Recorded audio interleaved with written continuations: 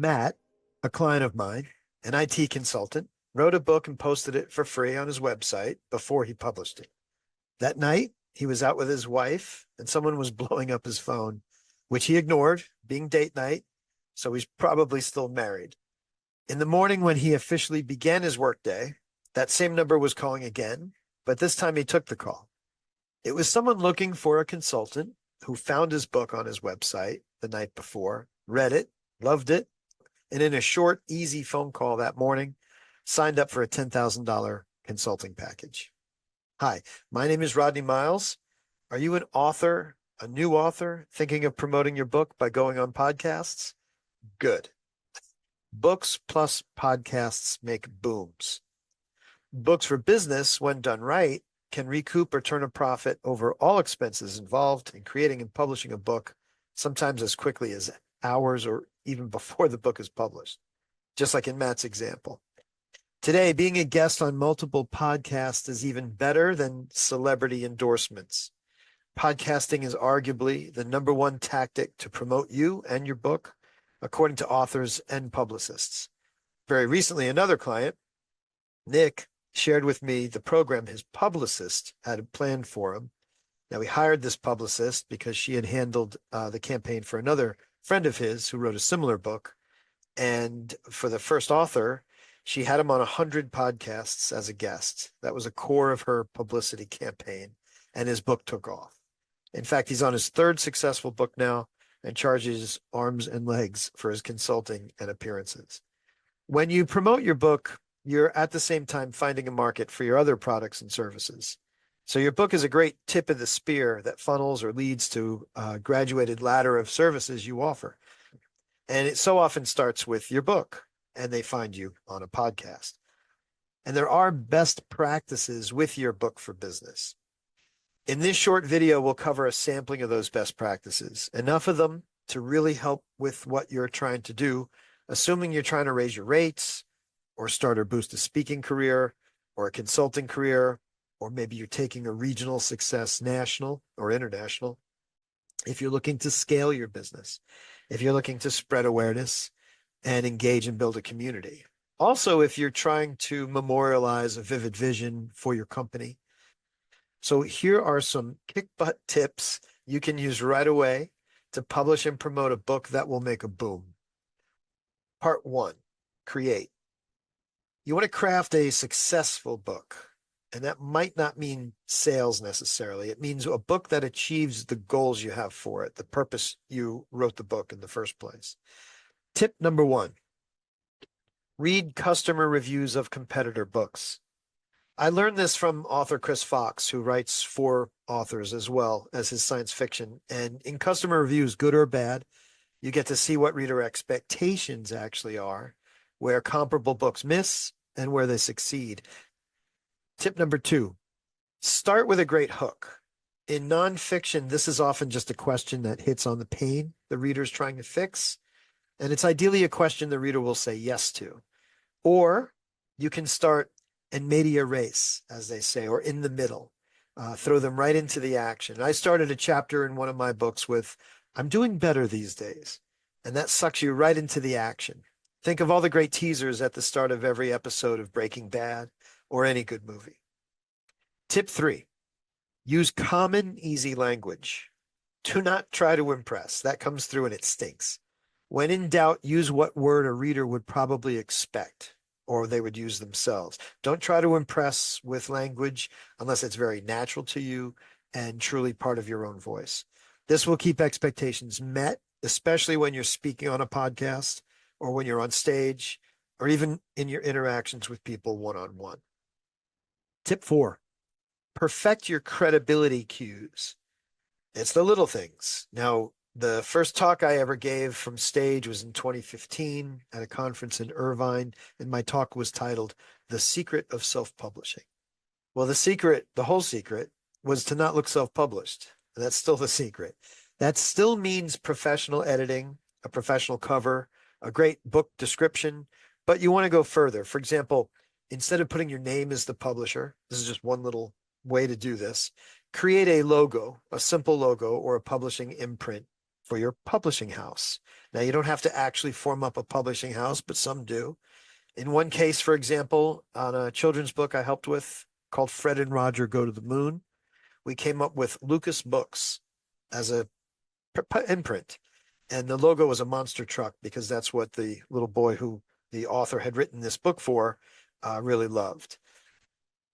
Tip 5 for your book for business: leave it all on the field. Please don't put just enough information in your book to think you're leading the reader to want more. Business card books get horrible, soul-crushing reviews. And it's been proven that if you put it all in there without holding back, your readers will love you. They will pay you to get on stage and say just what they just read in your book. Think of rock bands with hits. They have to play that same song every night, right? The do-it-yourselfers out there, they'll be grateful and they'll recommend you. Everyone else will seek you out for help. Tip number 6. Once done, read your book as a reader, not a writer. Now, this simple reframing of your perspective can make a big difference in how you experience your own book. Run through it with the eyes of a reader. It can be a revealing experience, actually. That's part 1, create. Part 2, converse. There's a few tips for being a great guest on podcasts. Tip number 7, don't pitch your book on the show. Focus on helping your host, the person in front of you. Generally, they let you mention it at the end of the show and also mention how to get in touch with you. But on the show, genuinely help the host, the person in front of you, with your answers and consult them with care.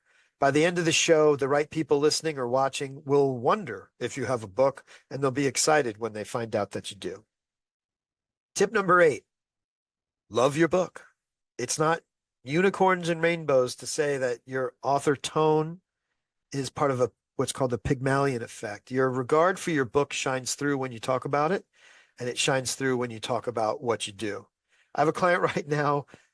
She cries every time we reach a milestone in the process. She's so happy and excited about becoming an author for the first time. Now, you don't have to cry, but if you genuinely craft your book so that you love it, it really comes out when you talk about it, and that'll carry through and shine through when you're a guest on podcasts. Part 3, convert. Tip number 9, have ready infrastructure. You're creating your own traffic. So please do not send people to Amazon or somewhere else. Send them to your website instead, but make sure you have a site that clearly guides visitors up your ladder of services. Mark Dawson, his homepage, very successful independent author, his homepage is basically a squeeze page that offers you a Mark Dawson starter library for signing up for emails. It's an irresistible offer with simple navigation on the site. And ideally, you're going to want to sell directly from your website for a host of reasons. But if you are only published through Amazon, guess who you work for? Work for yourself. Sell from your website directly and sell wide through all major retailers for the credibility of it if you're doing a business book. Tip 10, make your book effective even if people don't read it. Now, many won't, and they will sign up with you anyway. Early in my career, I helped with a book on finance and retirement, and the author laughed about it. He said, no one really reads my book. He said, just they're seeing that I have the book and that it looks professional. It got him speaking and consulting work. So in that light, here are a few bonus tips that make it effective even when not read or fully read. Tip 11, you want to carefully craft your basics. Now, by basics, we mean professional editing, a great cover, a compelling book description, great keywords, and targeted categories. Of these basics, let's look at your cover for a moment, though. Unless your book is already a timeless classic, here are some powerful tips not everyone uses.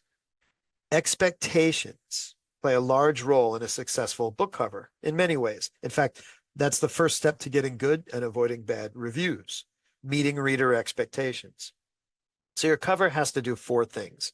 It has to look professional, set the right expectations, engage and entice, and be loved by you, the author. Now, many leave that last one out, but it's just the same as loving your book. And if your cover does not seem to fit in your genre, your book has 2 strikes against it already. Let's also look at a few of what they call priors in neuroscience when it comes to your book cover. Writing along the top of your cover, for example, it's generally expected that when you see writing up there, it's either a great review, an endorsement, or it's a bestseller announcement or achievement. So put one of those up there, or leave space for it when you design for when you do have one of those things to put up there. But it's not hard to get an advanced review and put something like that up there. When readers just see the writing there, it has a positive effect. It creates credibility, it's social proof, it creates confidence. Tip 12, teach your book to walk. Once you've professionally published, and you can do that on your own for free if you choose, when you know how, you'll want at least 15 Amazon reviews, and you want to get sales started before you start using your book too much, and sometimes even before officially launching it. 15 reviews is what Amazon considers retail ready, and it lifts your book out of that 1-0 is a ghost town, but 1 to 10 is the friends and family review category range. So, and sales will start Amazon looking at your book and considering promoting you for free. Even with what's called a soft launch, where it simply goes live, it's attainable. Tip 13, be fruitful and multiply. All you now need to do is lay the table of contents on its side, and you have a course curriculum. You have a series of blog posts. You have talking points for guest appearances on podcasts. And from your book, create related products, possibly even new services you can provide. Tip 14, come up with a kick-butt call to action. As Alex Hormozy says, make it so good people feel stupid saying no. Ask yourself what result you want your book to have if people read it and like it, or just by seeing it. Is it for them to sign up for emails? Is it for them to sign up for intro calls? Make it clear by actually telling them what to do. Go here, visit today. People respond to clear instructions, and sometimes they need them. Tip 15, put a call to action in the front matter as well as in the back. Even potential readers can see this because online retailers offer a look inside feature where they share the first 10% of your book online to help sell it. So I hope these tips start you on your way to enjoying a successful book, one that you'll love discussing with hosts on podcasts, and one that does not fail to convert. This is putting your book to work for you rather than working for your book. Make it the right tool for the right job and get the most from all your hard work. Remember, books plus podcasts make booms. So go get them. And congratulations. Many never get this far. A published book and a powerful way to promote it. Good luck. Thank you so much.